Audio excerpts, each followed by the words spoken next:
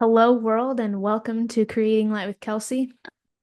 Well, the episode of my story, part one, is out there. We have got the momentum going, my friends. I just wanted to give a breather episode for my sanity, but also to do a real-time check-in of this is not fucking easy. And I don't this is not the first time I've done this. This is why it's so wild, and I'm quite surprised that even though I've been here before, and even though I've shared my story before, showing up to even this podcast episode where I'm just doing a little check-in and we're going to talk about some important points. I got a list. I want to avoid this. Parts of me, Kelsey wants to avoid this. Parts of me don't want to be here, but my soul is like, get your ass in the arena. One, you're already in the arena. You already said yes to it. You already signed up. So you're going to abandon and neglect yourself if you don't continue.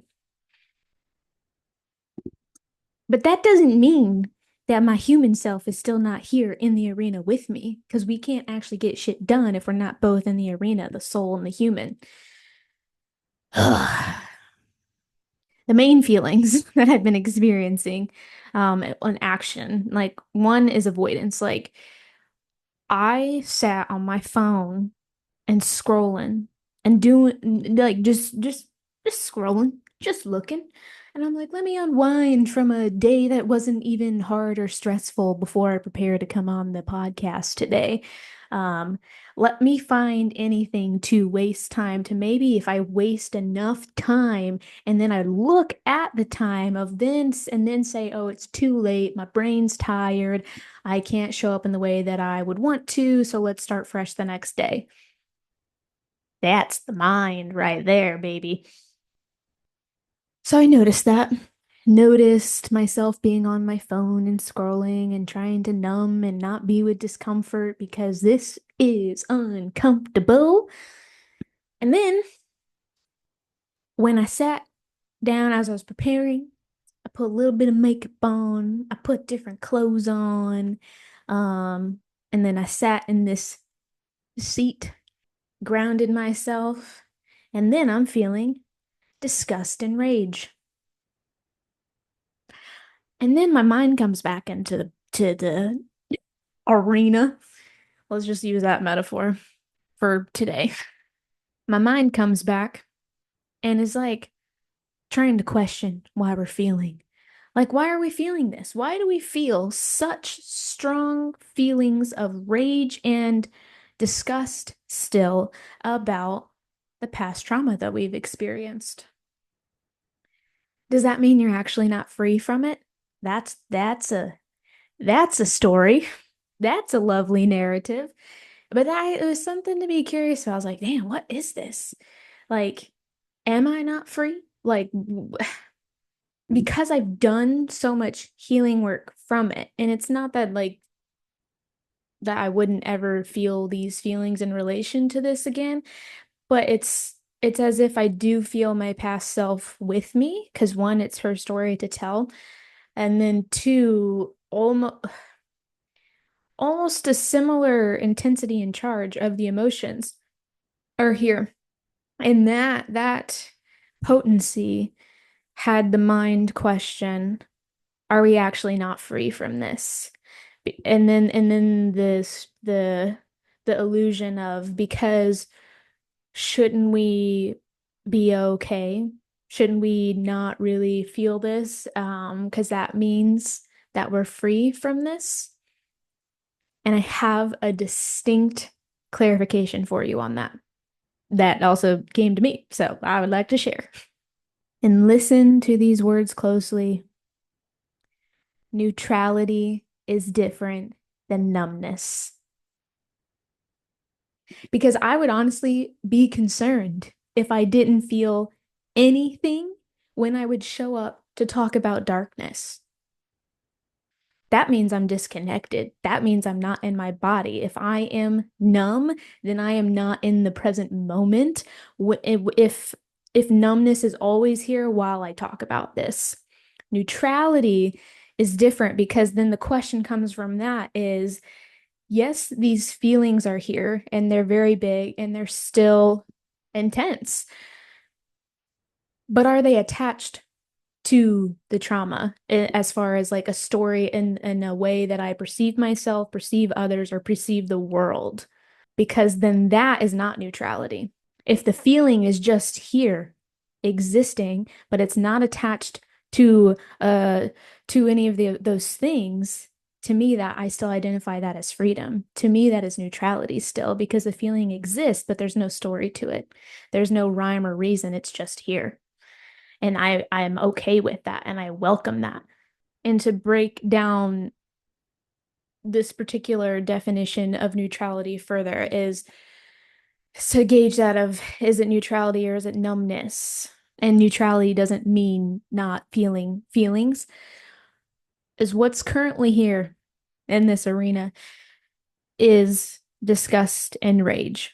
But what I'm noticing is that it is right now just the feelings of disgust and rage. They're not talking to me about like, you're disgusting. I can't believe uh I can't even think of a story right now. Bless that. And then with the rage of like, how could we let this happen? Or I guess that's more blame, or like how like this person is a horrible person and they need this to happen and to serve justice in that way because I'm so mad and I look at you now this way and I believe this needs to happen now because I'm angry and this would make me feel better. Like that's the stories that would then be attached to the feeling that's connected to the trauma that you had experienced. That is where like an indicator that you're not free from that is if you have the feeling and then the stories roll in about the event. For right now, what's existing for me in this present moment is that I'm showing up and I'm telling the story, my experience, and I'm feeling the feelings and noticing them, but there's not a narrative attached to the feelings. They're just here. They're just free, and then therefore that is uh communicating freedom all around currently. Holy hell. But the thing that I'm also noticing as far as is like walking a fine line, because what I talked about in episode 48 of how I was coming out of hiding is that my teacher had discussed how we don't need to tell our story in order to heal. And then for me, that brought up the story of shame of like, oh, I've done this wrong, or I need to take down all these things. And uh, because I shared my story, and that must mean that I'm not healing. Whatever, fill in the blank. I talked about it then, but that's a story. That was a little glimpse of like, hey, you're not free from that. You're not free from shame right now. But to bring in another layer of understanding of that is to get curious on like if you are a person that's sharing your story, is to get curious about how you're approaching it. Because no matter what, I've been realizing, because that's where I'm like, damn, are we just not, are like, what are we doing? We keep feeling these intense feelings anytime we would try to share the story. And again, I think because it's hello, that would be concerning if you didn't. But if you're in a loop of constantly sharing your story and then you're constantly feeling those feelings, but you can't ever move through the story or the feelings that are there with the story, then where is that line of is the story actually serving you? What purpose is it serving? Because can you drop the story and be with the feeling? Or do you always have to be telling the story to then experience this feeling, but yet you're really still avoiding that feeling at the end of the day? And then, but it's something that needs to be felt, but it can only be seen through the story. So then you keep telling the story and then you're in the loop instead of just feeling what you need to feel. That is the trap. That can't happen. And really, at the end of the day, we all do need to drop the story and be with the feeling. But ask yourself, why do you keep talking about it? Are you avoiding the actual pain that's connected to the story that you're telling? And if you are here, if you're one of the people that is meant to show up and share your story and share your life experience for the healing and the benefit of all beings, check yourself. You're gonna always have to have to check yourself, me talking to me talking to you, of the question, when you show up to do that, are you filling a void or are you fulfilling a purpose? Because if you're void filling, then we're out of integrity altogether, and we just need to stop. We just need to stop and take more time to feel because we're not in a place to actually share if we're filling voids. Damn, I feel immediately better after saying that. Of like, oh, hello, disgust, hello, rage, and also thank you. Because if I wasn't feeling those feelings as I'm talking about this subject, then we're going to continue to exist in a world where people sweep this shit under the rug in some twisted way. They believe some of these things are okay to do, and to keep the narrative, the programming going, the conditioning going in a way that's going to keep causing harm. And that's also why unpleasant feelings are a gift, because if we never felt them and we never experienced them, then we would never create change. So, the little tidbit of conversation that I wanted to give more space to exist when I shared the little bits of my story from fifth grade, because dude, that's so layered. That's gonna need probably need a lot more space, but that's a start as far as letting her be seen and heard again. But the what I had experienced that had turned into abusive behavior is something that is still existing today. And so that's why I want to speak on it. And it's something that can seem innocent or seem like it's all good, innocent, fun or whatever, but it's not. And the two phrases is telling children, doesn't matter the gender, they're just being mean to you because they like you. No, we need to fucking stop saying that to children. Flirting is not being rude or degrading or being mean. And zoom out from that. If that's a seed that you're going to implant into a child's brain, because a lot of times it's parents telling their own children this. So, direct call out on that. If you are going to tell your own child when they come to you and say someone's being mean or they're doing this, and then one of your responses is just to brush off the situation and say that just means that they like you. Like, do you know what you just did? Now, in a child's brain that doesn't have a full life perspective on things, is going to take that so literally because they don't have the capacity for a lot of critical thinking. Their brain is still developing. So, especially before the age of 7, everything to them is truth and reality of what they see, hear, and experience. So then that already puts into them of one, neglecting their own intuition because they feel within themselves that this is not right, which is why they brought it to you. And then to have it dismissed is then them questioning their own reality of like, oh, I'm wrong. So whatever that feeling was that told me that this wasn't okay, let me ignore that for future future situations. Then also, what happens when people are nice?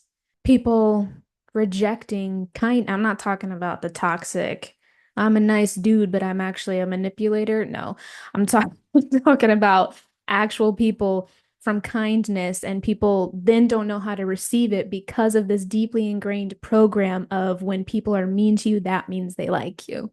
Then like this is so serious and so deep. Like it's no in this sense, it's no joke. And it starts when we're children.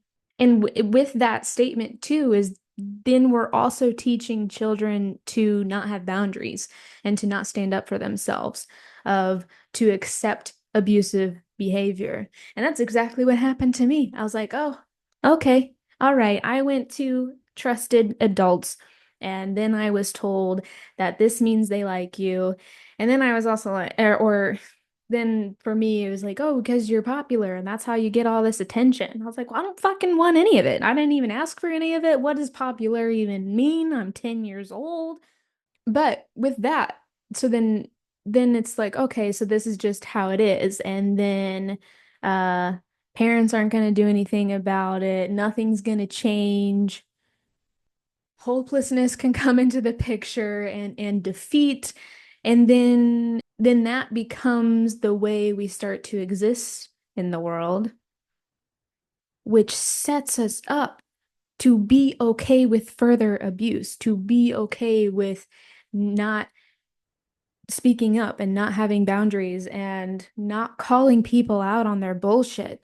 Like, listen, how many times to this day do you witness someone being an ass and saying something that is just not okay, and we swallow our tongue. We just let it be. We're like, oh, well, just, oh, that was not very nice. Or and we just don't do anything because why? Why?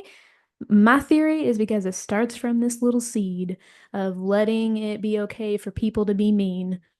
Because then it's just it's this underlying green light that people can do whatever they want and that there's not going to be consequences or accountability. And then we wonder why we live in a world and a country and a system that exists and operates and benefits off of that programming. Like, hello, it's all connected.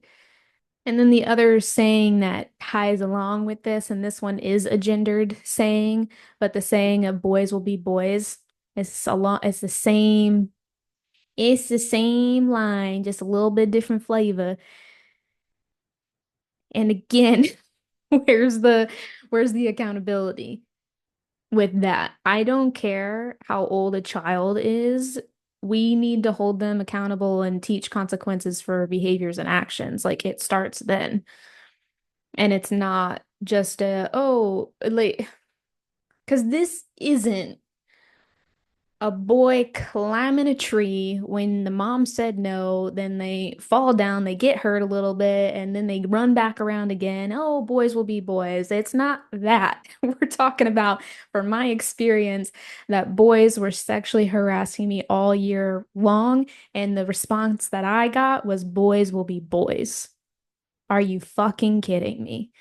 So, however, people interact with one another and how they treat one another, it is important to check yourself and your automated response when you say those sayings. Because I've even witnessed those, and because I mean, that still exists today. That's why I'm like, oh my God. Because that was 20 years ago now, was my experience from fifth grade to now. That's 20 years ago, which that is insane.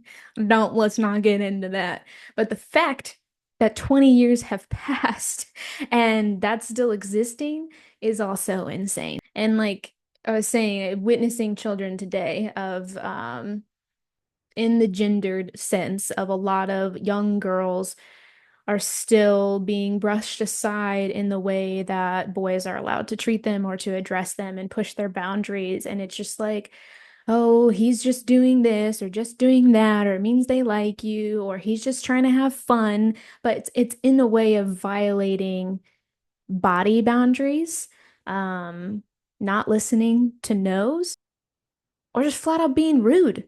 Then there's still the pattern of the little girl will get held accountable for certain actions, but the little boy will not.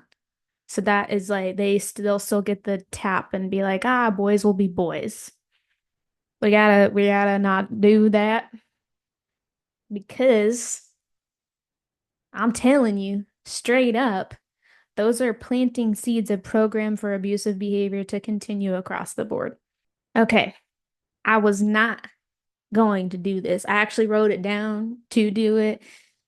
And then I made a little note, which I probably still do, is, oh, maybe save this part for an Instagram live instead of putting it on the podcast episode because it's about sharing my art in regards to this topic. And you're listening, so you can't see the art unless you're on YouTube. But right now, I know this particular sketchbook is in my trunk and somewhere, and I don't even know because my shit is still kind of packed from evacuating from the hurricane twice, 2 times in 1 month. But I have a picture. I guess you can see it on YouTube a little bit. So those white pieces, there's phrases on there, and that's what I'm going to read off. Um, because so what I mean with that, these seeds will lead to conditioning, indoctrination, and yeah, I didn't say this part, but facts, indoctrination into the patriarchy, fulfilling the patriarchy still, and just stories that people would then be detangling from themselves, illusions. And this is something that I truly believe radiates, or I know, believe and also know radiates within the collective unconscious still. So from these sayings that children are being told to this day of if they're being mean to you, it means they like you, and telling little girls that boys will be boys. But I am also pretty sure, what if boys hear that too? That's not my experience or my like understanding of noticing that, but I'm not going to say that that also doesn't happen, that boys don't also receive the flip of when little girls do something and then they say like that's just girls being girls. Regardless, both sides quit. But we're dancing around the subject because again, this is uncomfortable. But this is from my study. The study I created for self-care after trauma. Like, what does that even mean? Is lasting healing even possible after trauma and sexual trauma? And this was the first art piece that I had created within the study of diving into my depths. And it was bringing forward the stories, the programs, the beliefs that I had within myself because of this shit. Ugh. Pause. Got hit with like heaviness. I haven't looked at this art piece in a minute. And then I just zoomed in to read the words and I'm like, damn, damn. These are all the stories that I had in my head. And that was part of my healing journey. And the first two of if they're mean to you, it means they like you. Boys will be boys. I'm supposed to like the attention. Don't let boys touch you. You are responsible for their actions. Do you want to get pregnant? My worth is in my body. Wearing clothes that fit my body shape becoming sexualized. I have slutty clothes. Don't have sex until you're married. Sex is bad. Sex is shameful. Don't talk about sex. I am an object for pleasure. I have to wear makeup every time in public. All this attention because of my appearance. I can't look gross. I have to look nice and pretty. I'm not skinny enough.